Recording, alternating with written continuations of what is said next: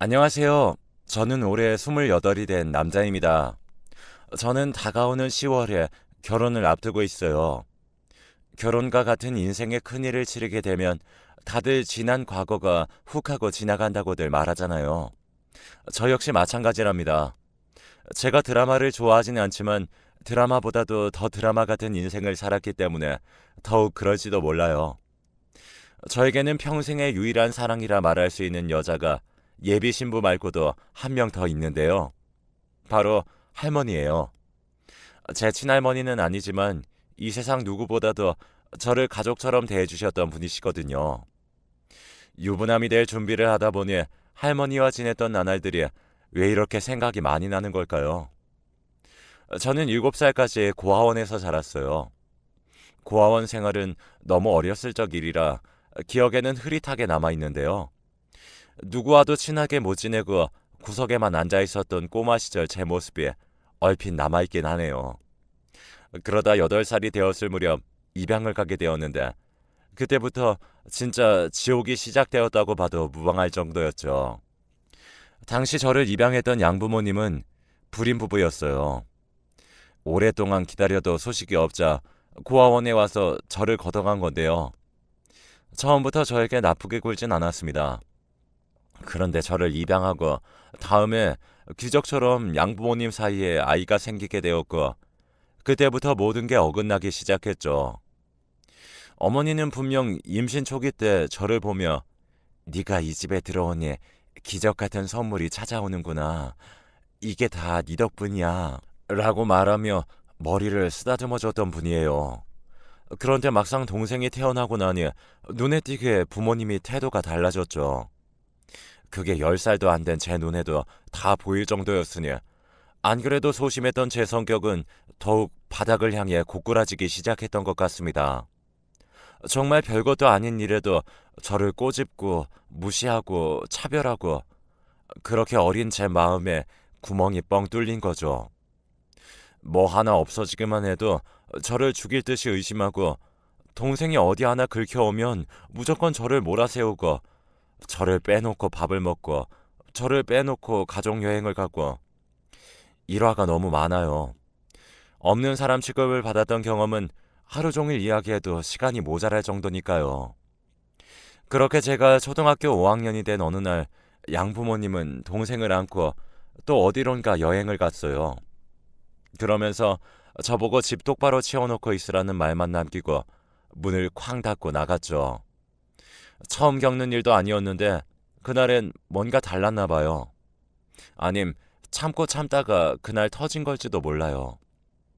저는 가족들이 여행을 간 사이에 책가방 하나만 덜렁 메고 그 길로 집을 나오게 되었거든요. 그렇게 길거리를 전전하다가 만나게 된 사람이 바로 할머니였어요. 어린 남자애가 몇 날 며칠을 시내 한복판을 서성이는데 별의별 사람들이 다 위협적이잖아요.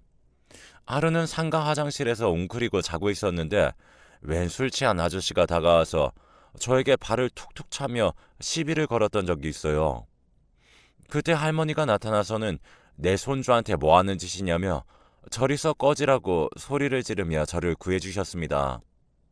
그날부터 저는 할머니가 홀로 지내던 단칸방에서 온기를 나누며 자랄 수 있었어요. 중학교, 고등학교를 올라가서도 사춘기 반항 한 번 없이 할머니와 오순도순 잘 살았고요. 그만큼 감사한 분이라는 걸 저는 어렸을 적부터 알고 있었던 거겠죠.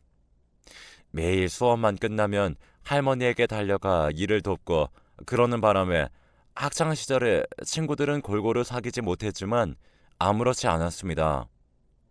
할머니 행복이 곧 제 행복이었으니까요.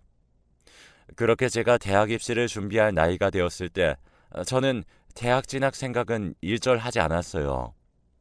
할머니의 형편을 너무나도 잘 알고 있었으니까요. 그래서 할머니 몰래 취업할 만한 공장을 알아보고 있었네요. 그런데 대부분의 공장은 기숙 생활을 해야 하는 외곽 지역에 있더라고요. 저는 최대한 할머니와 같이 지내며 통근할 수 있는 공장을 찾고 있었는데 쉽지 않았죠. 그러다 할머니가 우연히 제가 공장 인력 모집에 동그라미를 쳐둔 신문지를 발견하게 되었고 저를 불러 세우더니 엉엉 우시면서 이런 말씀을 하셨어요. 내가 너를 어떤 마음으로 키워낸지 잘 알면서 네가 이러면 어떡하니? 네가 공부를 좀 잘하는 애도 아니고 형편 때문에 공장으로 가겠다는 것만큼 불효가 어딨냐? 학비는 어떻게든 내가 마련해 볼 테니 넌 제발 일부터 할 생각 말아라. 그렇게 한바탕 눈물을 쏟고 저는 다짐했어요. 공장을 알아보느라 한 달 정도 공부를 쉬엄쉬엄 하긴 했지만 어떻게든 수능을 잘 봐서 전액 장학금을 받아야겠다고요. 장학금을 받아서 진학하는 것만이 할머니에게 부담도 안 드리고 할머니 꿈도 이뤄드릴 수 있는 유일한 방법이었으니까요. 저는 결국 그 결심을 이뤄냈어요. 전액 장학금을 받고 원하는 대학에 들어갈 수 있었고 기숙사 생활까지 돈 들이지 않고 할 수 있었죠. 정말 기쁜 일이었지만 할머니와 떨어져 지내야 한다는 건 참 힘든 일이었습니다. 그래도 세상 다 가진 듯 행복해 하시는 할머니 표정을 보면서 저는 뿌듯했고 얼른 성공해서 호강시켜드리고 싶다는 생각을 더 굳히게 되었죠. 하지만 그 모든 결심이 휘청이게 된 일이 일어났어요. 제가 기숙사 생활을 시작한 지 한 달도 채 되지 않았던 어느 날 할머니가 갑자기 쓰러지신 거예요. 병원에서 전화를 받았을 당시에 저는 수업 중이었는데요.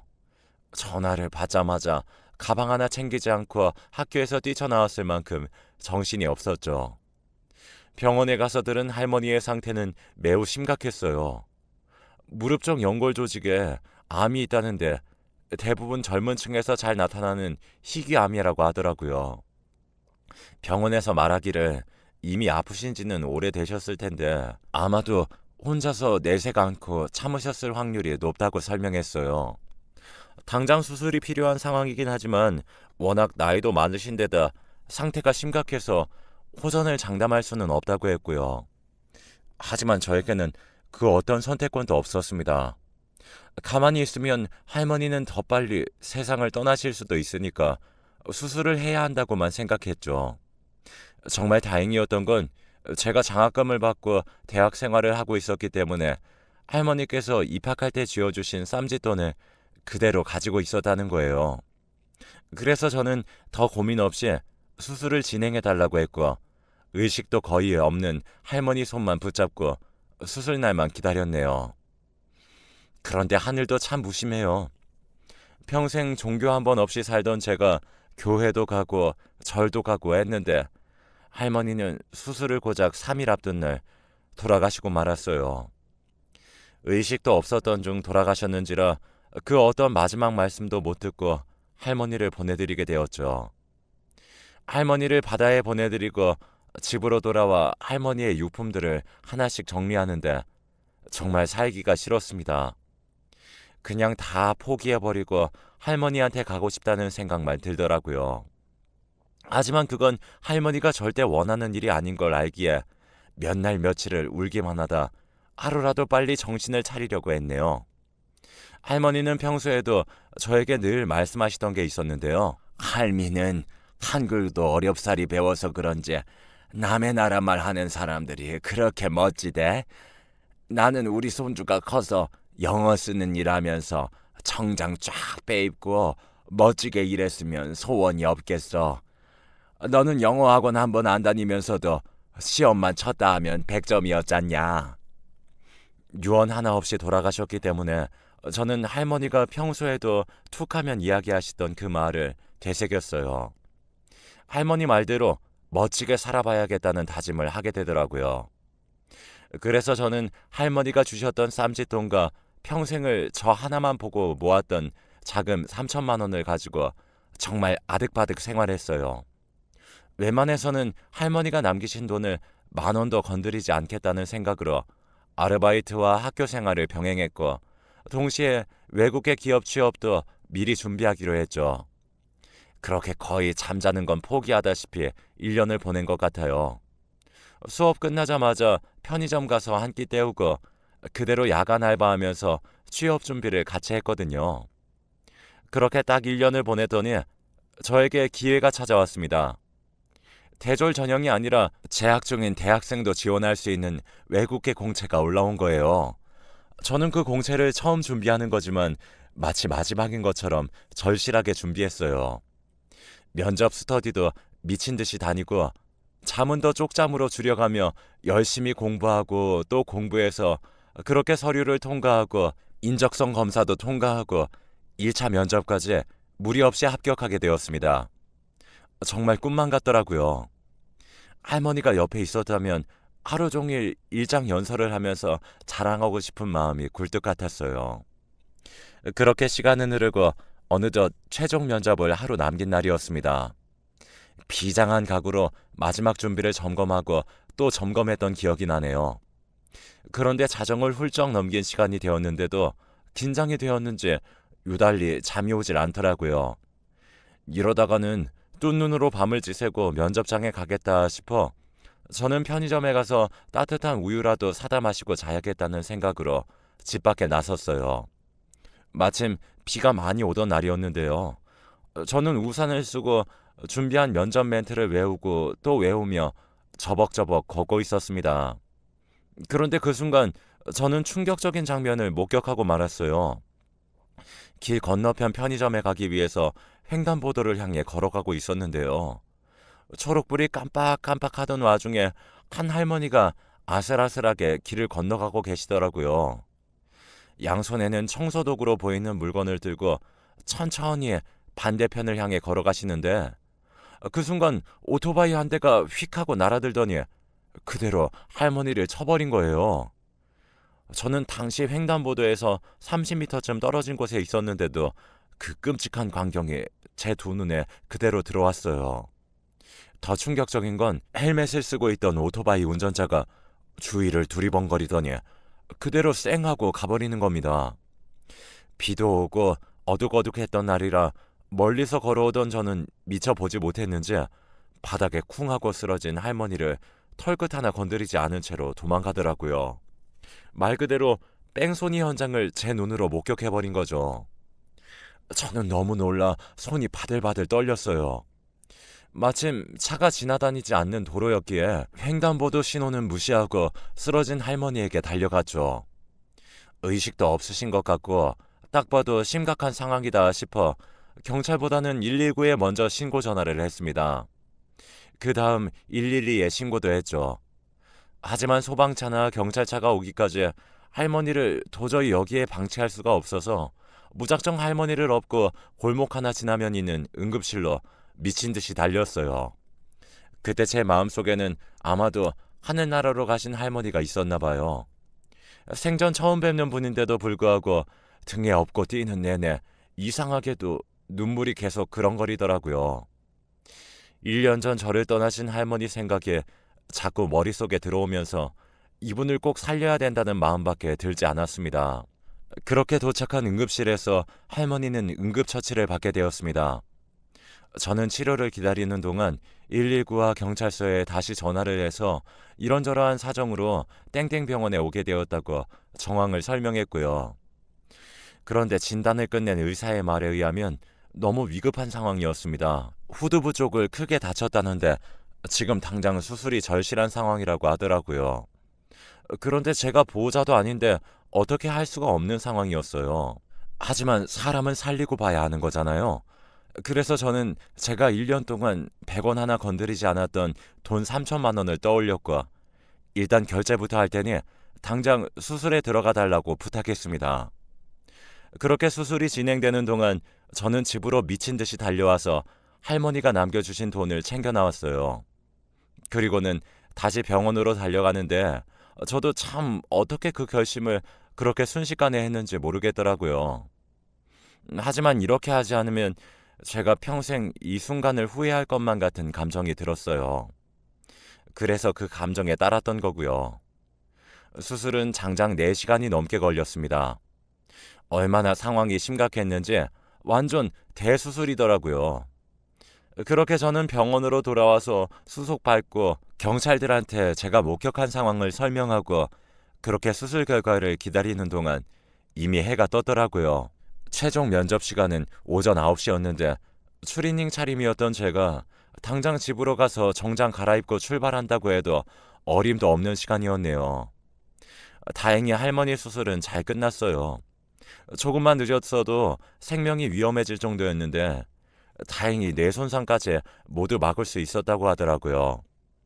골든타임을 잘 지켜서 얻어낸 결과라며 의사 선생님이 웃으며 말씀하시는데 저는 정말 다행이다 싶으면서도 최종 면접에 대한 허탈감 때문에 온전히 웃을 수는 없었어요.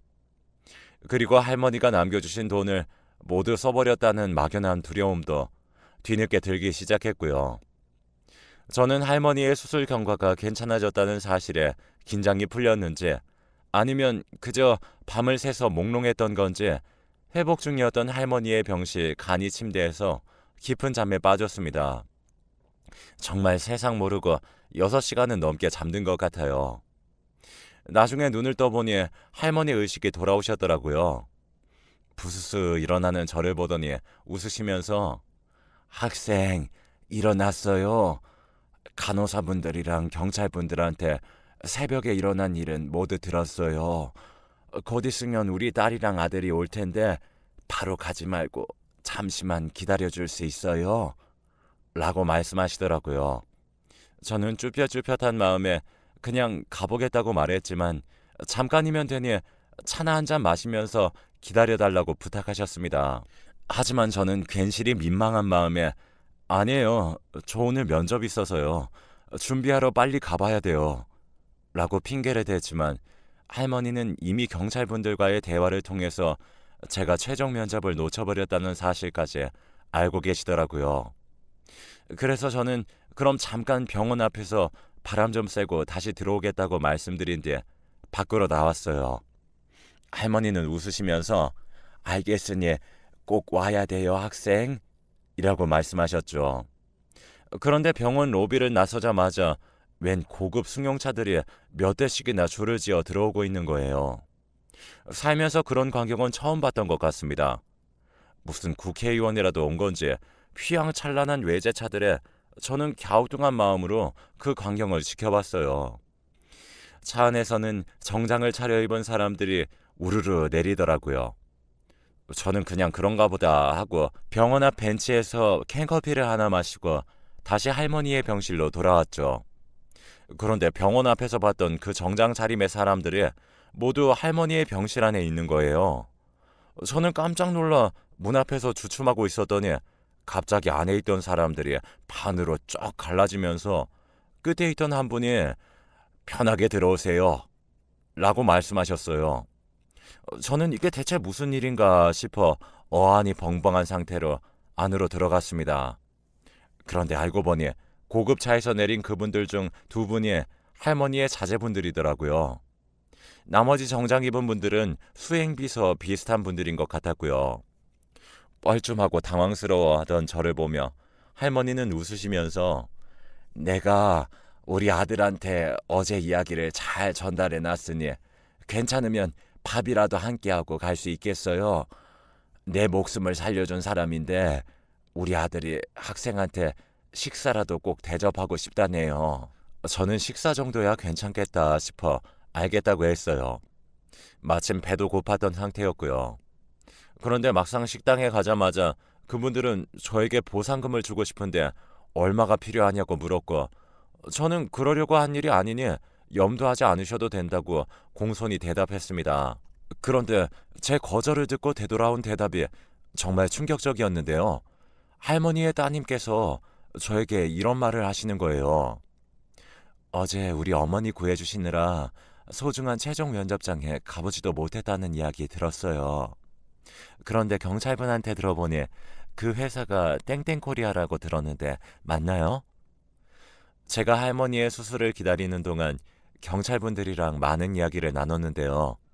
그러다 보니 목격자 진술 외에도 이런저런 상담을 좀 했었거든요. 그래도 저는 갸우뚱했어요. 회사 이름까지 왜 묻는 거지 하는 의아함과 함께 저는 땡땡코리아가 맞다고 대답했죠. 그런데 옆에 있던 할머니 아들분께서 갑자기 제 손을 거침없이 꼭 잡으면서 이런 말을 하는 거예요. 이게 무슨 인연일까요? 오늘 병실에서 학생이 받던 모든 사람들이 다 그 회사 사람들이에요. 그 회사 대표에서 얼마 전에 내려오신 분이 바로 우리 어머니고요. 저는 어안이 벙벙해서 아무 대답도 하지 못하고 멀뚱멀뚱 쳐다보기만 했어요. 내가 어젯밤에 구해드린 그분이 오늘 면접 볼 회사의 전직 대표였다니 한 번에 믿을래야 믿기 어려운 이야기잖아요. 제가 한참을 멍하니 있자 그분들은 웃으시면서 할머니가 대표셨을 때 찍은 여러 사진들을 저에게 보여주었습니다. 그제서야 실감이 났어요. 분명 어젯밤 길 위에서 본 할머니의 모습은 새벽 청소라도 가시는 듯 힘겹고 고되어 보였는데 말이에요. 이야기를 나눴던 할머니의 따님과 아드님 역시 현재 그 회사의 대표와 전무 자리에 계신다고 하더라고요. 그리고 할머니는 대표직에 계셨을 때부터 새벽같이 일어나서 이곳저곳 청소하시는 것을 좋아하셨다네요. 지나다니는 사람들 구경도 하고 사람 사는 냄새도 맡기 좋다며 습관처럼 이런 기상을 하셨다더라고요. 정말 묘한 일이죠. 오늘 면접을 놓쳤던 그 회사의 고위 간부들이 제 눈앞에 앉아있다니 정말 기분이 이상했습니다. 그렇게 모든 정황을 저 역시 알게 되고 나서 다시 할머니가 계신 병실을 올라갔어요. 할머니는 저를 보며 학생, 이제 얼추 이야기는 다 들었겠죠? 나도 방금 애들한테 뜻밖의 소식을 들었네요. 내 목숨 구해주느라 놓쳤던 소중한 최종 면접, 내가 합격시켜주면 조금이나마 보상이 될까요? 순간 저는 제 눈앞에 펼쳐진 드라마에 가슴이 두근두근했어요. 하지만 동시에 돌아가신 제 할머니의 모습이 머리에 스치기도 했죠. 사교육 하나 없이 늘 높은 성적을 받았던 저를 자랑스러워하시며 우리 손주는 자기 능력으로 하늘 끝까지 올라갈 인물이라고 하셨던 할머니의 말씀도 생각이 났어요. 저는 약간의 침묵 끝에 정중히 대답했습니다. 말씀만 들어도 너무 감사합니다. 하지만 제가 무슨 보상을 바라고 한 일은 아니기 때문에, 그리고 그 회사는 제가 꼭 제 능력으로 증명받아서 들어가고 싶은 회사이기 때문에 마음만 받겠습니다. 저의 정중한 거절에 할머니는 재차 같은 제안을 하시진 않으셨어요. 그저 흐뭇한 얼굴로 저를 물끄러미에 바라보시다가 무슨 말인지 알겠으니 집에 가보라고 하셨습니다. 대신에 본인의 운전기사를 통해서 집까지 안전하게 돌아가달라고 부탁하셨습니다. 그래서 저는 덕분에 편하게 집에 갈 수 있었고요. 그리고 할머니는 머지않아 또 만나자는 이야기를 하셨네요. 그땐 그 말이 무슨 뜻인지 몰랐지만 며칠 지나고 나니 그 말이 무슨 뜻인지 알겠더라고요. 할머니는 면접 합격을 거절한 저를 위해 제가 결제했던 병원비의 정확히 10배를 보상금으로 주셨어요. 병원에서부터 저를 집까지 태워주신 덕에 제 집 주소를 자연스레 알아내신 거죠. 그 일이 있고 며칠 후 집 앞으로 웬 봉투 하나가 왔는데 열어보니 무려 3억에 달하는 수표와 편지 한 통이 있었죠. 그 편지에는 다시 만나는 날까지 잘 지내라는 글 한 줄만 적혀 있었습니다. 되돌려 보낼 주소 하나 없는 그 봉투를 부여잡고 저는 한참을 멍하게 있었어요. 마치 산타클로스를 실제로 만난 느낌이랄까요? 동시에 돌아가신 우리 할머니 생각도 많이 났습니다. 이 돈이면 우리 할머니 평생 일 안 해도 될 돈이네 하는 생각이 들더라고요. 그렇게 평생에 2번 다시 없을 깜짝 선물을 받고 나서도 제 생활은 그대로 유지되었어요. 학교 생활과 아르바이트도 그대로였고요. 그리고 아쉽게 놓쳤던 회사의 하반기 공채를 기다리며 열심히 취업 준비도 했죠. 시간이 흘러 저는 그 공채에 완벽한 준비와 함께 지원을 했고 보란듯이 합격했습니다. 하지만 꿈같은 일은 거기서 끝이 아니었어요. 제가 회사에 합격하자마자 회사의 전직 대표였던 할머니가 처음으로 저에게 직접 연락이 왔거든요. 연락 이후 며칠이 지나 할머니와 저는 식사 자리를 갖게 되었고 그 뒤로는 심심찮게 연락도 하고 만나 뵙는 사이가 되었습니다. 어느 날에는 돌아가신 할머니를 보내드렸던 바다에도 함께 간 적이 있었는데요. 거기서 갑자기 저한테 이런 말씀을 하시더라고요. 너 아니었으면 진작에 끝났을 인생이다. 이제 여생은 너를 친아들처럼 보듬고 살고 싶구나. 이제 더 이상 거절 말고 내 지원 좀 받아다오. 네 능력으로 회사는 합격했으니 내가 마음껏 너를 지원해도 되겠니? 저는 그 이야기를 듣는 순간 하늘을 올려다봤어요. 할머니를 떠나보냈던 장소에서 또 하나의 할머니가 생겼음을 직감했거든요. 저는 그 제안을 뜨거운 눈물과 함께 수락했고 그 후로 제 인생은 그야말로 드라마와 같은 변화를 겪게 되었습니다. 평생 외국 한 번 못 나가본 저를 위해 해외 본사에 파견을 보내주셨고 지낼 곳과 유학 자금까지 모두 지원을 받게 되었어요.